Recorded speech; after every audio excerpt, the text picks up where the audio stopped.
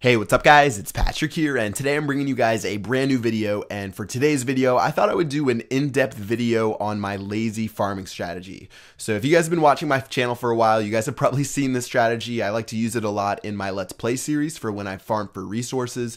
And I thought today I would talk about some things I usually don't get a chance to talk about in the video. So we're going to get into the numbers, we're going to get into the pros and cons of this strategy, and I'm going to tell you how to use it and where it is effective. So first of all, let's go ahead and talk about where this strategy should be used. If you guys are from Town Hall 7 to Town Hall 9, this strategy will work really well for you. I'll talk about the trophies later, but if you're Town Hall 6 and below, generally you can use strategies just like 200 Barbarians or something like that, because you can really dominate bases when you're that low of a Town Hall level. And when you're Town Hall 10, you're going to have to work on using different army compositions, because usually you can't find the bases that you find with this type of army composition. So let's go ahead and talk about why this is effective, how we're going to use it. And to start off, let's go ahead and go piece by piece. So how you're going to want to train your troops. Personally, I use 6 giants, I use 8 wall breakers, 50 archers, and 124 goblins. So I have 220 spaces available in my army camp. If you guys are Town Hall 7, Town Hall 8, you only have like 200 available. You can usually subtract a little bit of the goblins and a little bit of archers. So let's say you only have 200 army spaces available. Go ahead and use 6 giants, 8 wall breakers, maybe 40 to 45 archers, and then take the rest of the goblins away. You really don't want to drop below 40 archers, but let's say you only have like 180 spots available, take out 10 of the archers and then take the rest of the goblins out. You really don't want to mess too much with the giants and the wall breakers. I have run 6 wall breakers before, but sometimes it can be a pain and you're not able to get all of the resources. So just go ahead and use the one I have laid out here, and it works extremely well. So looking at our troops and what exactly they're used for, what we're trying to do with this strategy is we're trying to take care of bases that have most of the stuff in the mines and pumps, as well as they have their storages fairly exposed, maybe behind 1 or 2 layers of walls. So I have the giants here, and the giants are mainly here to distract since they take a lot of damage, so that's why I'm taking 6 of those guys. I have 8 wall breakers, obviously to break through some walls, because sometimes there are some things behind the walls that you guys want to get to. I have some archers just in case you need to take care of buildings, as well as the archers are great for taking care of free buildings, which you guys will see later in this video. And then finally, we have the goblins. The goblins are the cash cows. These guys, they're going to be taking all the resources for you. So you're going to be spamming these guys a lot, and they're really inexpensive. So speaking about how inexpensive the goblins are, in total, at my Town Hall level, at Town Hall 9, I still haven't maxed everything. I've maxed my archers out, but in total, this raid, if I use all of my troops, it costs me about 66,400 resources. So that's really not too expensive, and the thing is, you're not really going to be using all of the troops in this strategy. Generally, you might only drop 60 or 70 troops, and it's meant to be a very efficient army. It takes 27 minutes per barracks for the whole entire army composition to train, but really, you're going to have troops training in the meantime, and like I said, you're only using about 60 or 70 troops. So the main goal of this army composition is to be able to raid very fast, to raid multiple times an hour, and to be able to take as many resources as you can without wiping out all of your troops. And yeah, you're supposed to get rich, and you're supposed to get rich quick. That's the general gist of it, and let's go ahead and check out what spells we're going to be running. So for spells, I like to keep it pretty simple with 4 lightning spells. For this army composition, you really do not want to use that many spells. A lot of people make the mistake of using spells a lot when they're farming, and the thing is, you're spending 20 to 30,000 elixir for every spell you drop. So really do not use your spells unless you have to use them to, say, take out some mortars or take out some wizard towers, but generally don't use them. And if you do want to use your lightning spells, you can use them to zap dark elixir storages. Now, some people get mad if you do it. Say if you're a Town Hall 7 trying to save up for your Barbarian King, I can't judge you for zapping my Town Hall, but you guys will just have to make that moral decision on whether or not you will want to zap some people's dark elixir storages. Okay, so the final note we're going to make is talking about trophies. So if you're a Town Hall 7, a good trophy range to use this strategy is 1,200 to 1,400 trophies. If you're a Town Hall 8, somewhere around 1,300 to 1,500 trophies. And if you're Town Hall 9, I found a lot of success at around 1,400 to 1,700 trophies. So depending on when you guys are watching this video, you guys might be watching this like 6 months after. They sort of change a little bit, but just try to find a good ground And once you start seeing a lot of bases that are effective with this strategy, that's when you'll know you need to stick around that mark. So just find a place you're comfortable at and try to use those guidelines as I just said. So let's go ahead and do the most important part, which is finding and attacking bases. I'm going to teach you guys a 4-step guide that should let you find the right bases and be able to steal all of the resources. So step number 1 is assess the base. Ask yourself, is this an easy base to attack? Is there a lot of resources available? And where are those resources located? Obviously, this looks like a pretty easy base to attack. As far as resources go, anything above 400,000, I'm pretty much going to attack as long as it's not like a crazy Town Hall 10 base. And seeing as this guy has 570,000, I'm going to get a green light there. And then as far as where the resources are, you can see he has tombstones outside of his base, as well as he hasn't cut down any of the shrubbery and stuff on the outside. So that means that he probably hasn't played in a while, and most of the stuff is going to be in the mines and pumps. You can also see the mines and pumps are looking pretty full. All right, so step number 2, take the resources in the collectors and make sure you use the giants and the wall breakers as least as you can. The thing about the giants and the wall breakers is they're by far and away the most expensive troop we're using in this troop composition, so try to use them as little as possible, because if you think as far as elixir goes, my giants cost 3,000 and my goblins cost 100, so literally 30 goblins cost 1 giant, so try to use as little of those 2 troops as you can. All right, so right now we're doing a great job. I'm trying to be as cheap as possible. It's sort of fun to see how little troops you can use when you're raiding. And that's what I really try to do. I try to make it a game on how little troops I can spend while still getting the maximum amount of resources. So we're wrapping up step number 2 right now, and let's go ahead and head to step number 3. This is determining whether it's worth it or not to attack the storages. So I only have 21 goblins left and 38 archers. There is 100,000 resources left in the storage, and seeing as they're fairly easy to get to, I will drop my goblins on the top to take care of those gold storages, as well as a few more archers. But at this point, I don't think I'm really going to be able to get to the other stuff without spending a bunch of troops. So I'm just going to let those resources be, and I'm not going to worry about the last 50,000. All right, so let's go ahead and wrap it up with step number 4. This is whether or not you can get 50% on a base. It's important as a farmer that you don't lose trophies in every single battle. You would like to get 50%. Don't go for 50% if it's too expensive. If you have to drop your whole entire army composition, it's okay to drop trophies. Don't worry about it. But with this base, there was plenty of stuff on the outside to pick off with my archers, and it turns out that it was very simple. So I'm just going to go ahead and drop my archer queen right here. I have some archers shooting down some of these buildings, and now I can surrender and check out my resources. So looking at how much we stole, we actually stole over 500,000 resources, plus 268 dark elixir, as well as we kept 5 trophies. But that's not the whole story. If you look at how many troops we had to spend, we only had to spend 33,900 elixir on troops. If I had used 10 dragons or something like that, that's going to cost me 360,000 elixir. So in total, I profited over 460,000 resources, whereas if I used a more expensive army composition, I'm really not going to be profiting as much.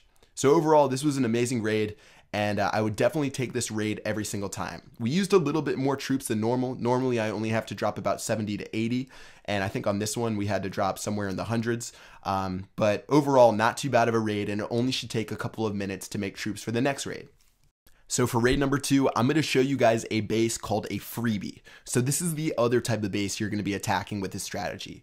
It's a base that has less than 400,000 resources available, but it's so easy that you can't pass it up.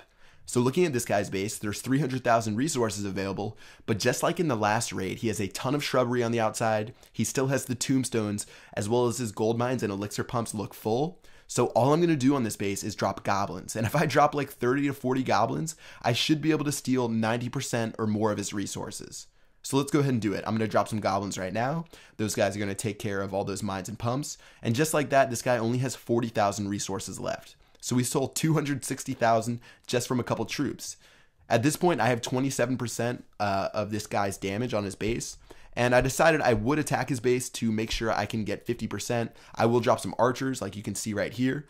This did make my raid a little bit more expensive, but right now I'm sort of low on my trophies. So I did think it was worth it to drop some troops and make sure I got that 50%. All right, so let's go ahead and wrap it up. You can see right here, I got 275,000 resources and 5 trophies. And as far as the troops I had to use, I barely had to use any. I only used 16,100 elixir worth of troops. Now, if I didn't even use my archers, it would have been even cheaper. It would have just been those goblins. So it was definitely a very effective raid. I got to keep my trophies. And the thing is, this army composition only takes a couple minutes to make. If you had troops cooking while I attacked this guy's base, by the time I headed back to base, I would have had half of those troops back. So definitely a very efficient raid, and this type of battle will let you battle again very quickly. Okay, so let's go ahead and look at another base just like we attacked on the first one.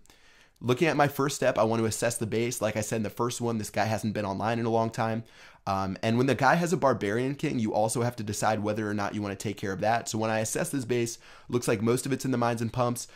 Barbarian King on the outside. I think it's fairly easy to get because all the mines and pumps are on the outside. So let's go ahead and attack this guy's base. Looking at what I'm doing, I'm dropping some goblins all around. I'm taking care of those mines and pumps. You can see that pretty much everything's going away. There really isn't a whole lot inside of the storages. And yeah, we're doing a great job. So that was step number 2, where we took care of all of the stuff in the mines and pumps. Assessing the storages, step number 3, not a whole lot, so I'm not going to bother with the storages. And then finally, I just have to decide whether or not I want to go and get 50% on this guy's base.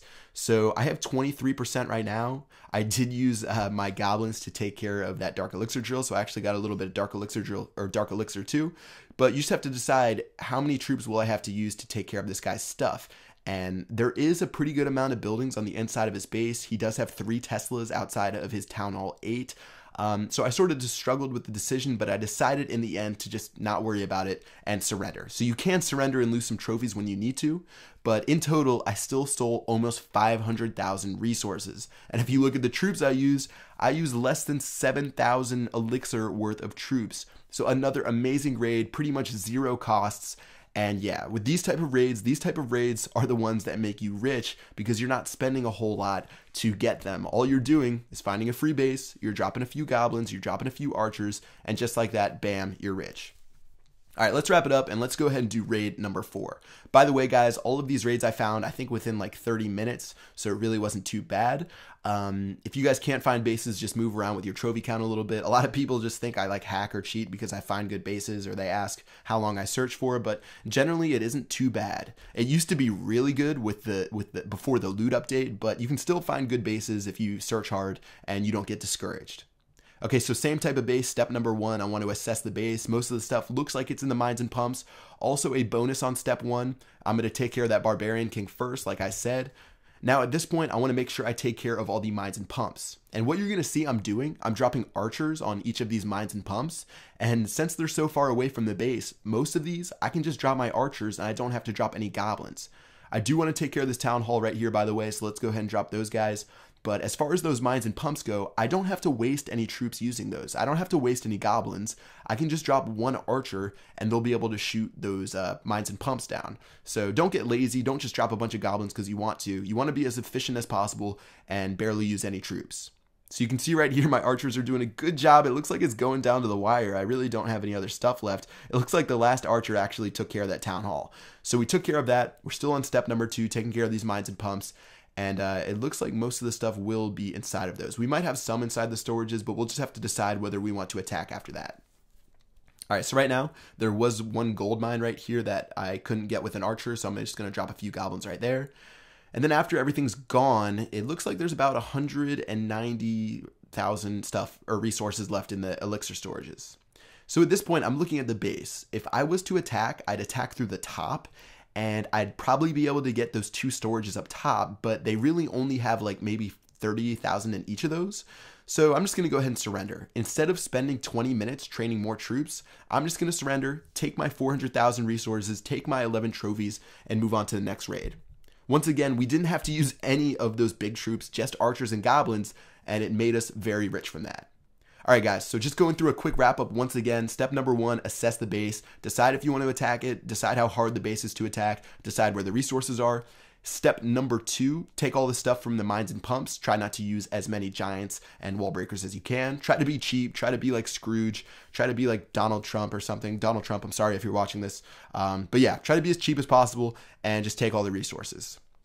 Step number 3, assess the storages, see if the storages are worth attacking. Sometimes it's not worth it. Actually, a lot of the time, usually I only attack storages about 20% of the time.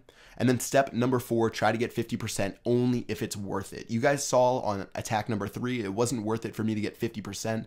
It's better off just tossing my trophies and going on with the rest of the raids. Alright guys, so that's it. You can see I ended the day at 1,460 true trophies. Like I said, I'm a little bit low for a Town Hall 9, but even in the 1400s, I found a lot of great bases to attack. And yeah, I've been using this strategy for over a year.